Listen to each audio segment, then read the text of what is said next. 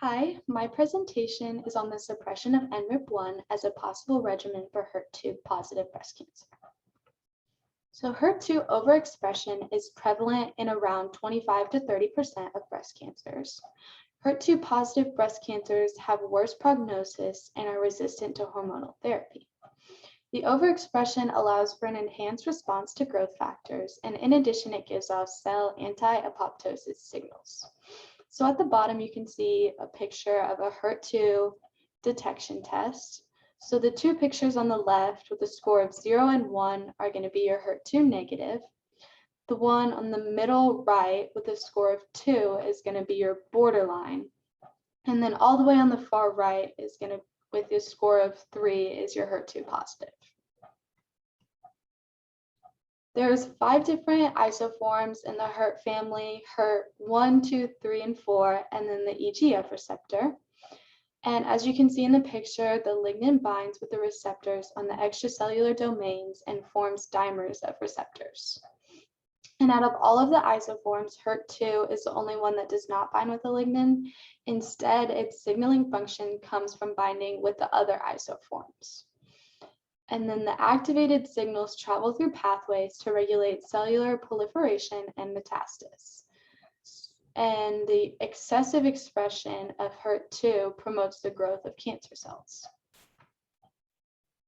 So in Dr. Ewan's lab, we do a lot of research with aging, and we have seen a connection between female sex maturation and aging. And so this led us to discover the connection between female sex maturation and cancer. So early female sex maturation is a major risk factor for developing breast cancer. We can use the age at first menarche as a marker for female sex maturation.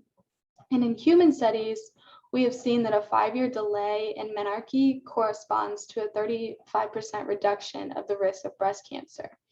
And knowing this information allows us to look for specific genes that impact female sex maturation to search for possible breast cancer controlling genes.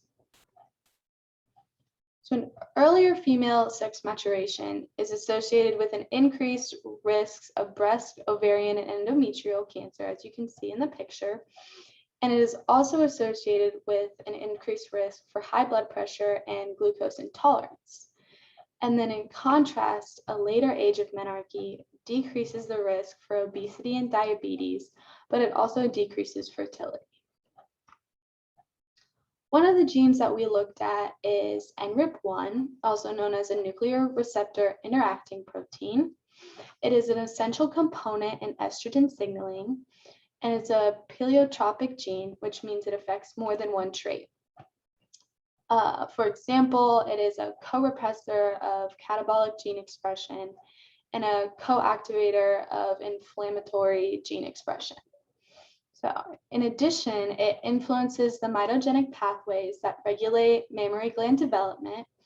And in an NRPI knockout model, we see a delay in the female sexual maturation.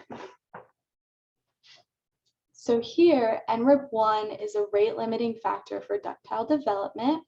This model shows the suppression of NRPI. So in the NRPI knockout mice, you can see the minimal development of the branches at all stages of puberty. And then in the wild-type mice on the left, you can see that there's quite a bit more of branching development and how it increases during the different stages. And then in the NRPI knockout mice, we see a decrease in the number of progenitors, which are cells that are similar to stem cells because they can differentiate into different kinds of cells. And then in addition, suppressing the NRPI induces apoptosis and inhibits cell growth. So in contrast, when NRPI is overexpressed, it has an opposite effect. So in the NRPI transgenic mice, they have increased levels of cell proliferation because the NRPI is overexpressed, and they also see an increase in the number of progenitors.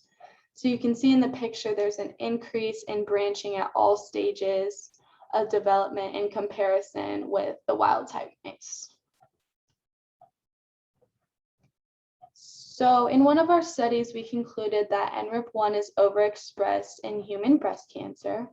So in this staining picture, you can see that in the cancer-adjacent normal tissue, there is not an overexpression of NRIP1, and the amount is greatly reduced in comparison with the malignant examples. You can see the prevalence of NRIP1 is a lot higher in those samples rather than in the normal tissue.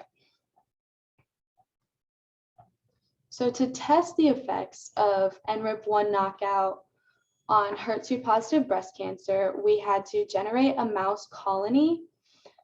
We generated this colony by crossing the female HER2-positive homozygous and male NRIP1 knockout homozygous mice.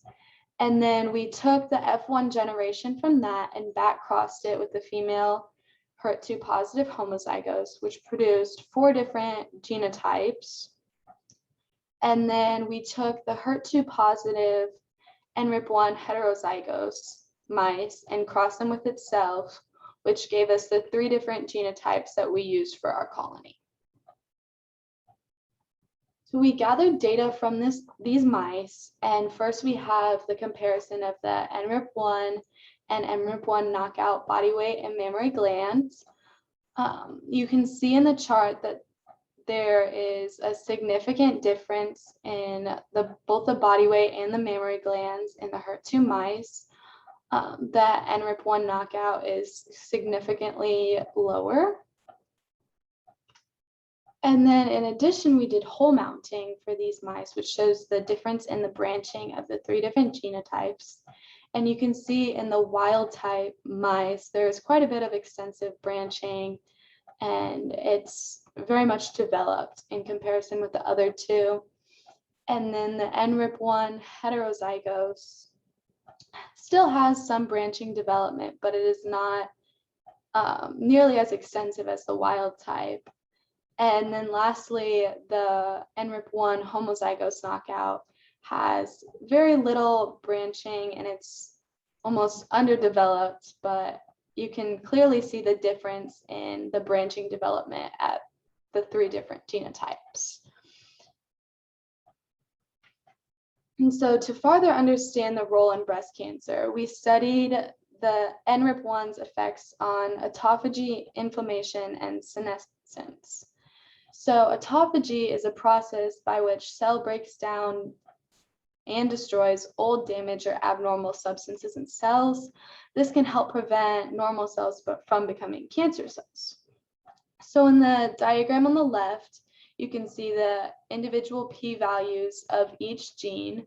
We calculated those using a t-test, but there's no significant difference in any of the data. But then on the right, we have a combined grouping of all the genes together, and we calculated that using the p-value for that using an ANOVA test, and the difference is significant. Next, we looked at the inflammation genes, which are pro-inflammatory cytokines that increase cell apoptosis and senescence. And the data here follows the same pattern as the previous. When all the genes are separated, the p-values from the t-test are not significant, but when the genes are grouped together, we do see a significant difference in the expression of inflammation in the wild and NRIP1 knockout. And then lastly, we have senescence, which is a process in which a cell ages and stops dividing. And we again see the same pattern in the data. When the t-test is conducted on the individual genes, there is no significant difference in the expression, but when the genes are grouped together, we see that NRIP1 has a significantly higher expression of senescence genes. So in conclusion, there we see a significant reduction of body weight and mammary gland in the NRIP1 knockout mice. We also see that suppressing NRIP1 shows a decrease in the branching of mammary gland tissues. And then in our gene expression studies, they suggest that NRIP1 may be involved in tumor genesis by regulating autophagy, inflammation, and cell senescence. So to further our study in the future, we can work on verifying the effects of NRIP1 deletion in reducing the risk of HER2-positive overexpressed breast cancer, and we can investigate the underlying mechanisms of the genes we studied. And lastly, I would just like to give a special thanks to my mentor, Dr. Yuen, and his graduate assistant, Yin. You guys did a lot for me this summer, and it was really awesome to get to listen and like hear your knowledge and try to understand everything to the best of my ability. I would also like to thank the faculty and donors of the Simmons Cancer Institute. Without you guys, none of this would be possible, and I am thankful and grateful for this opportunity. I would also like to thank Danuta Dinda because without her, I would not be here today. She was the one that told me about this opportunity and encouraged me to apply. And last but certainly not least, I would like to thank my friends and family for your continuous support and encouragement throughout this experience. Thank you.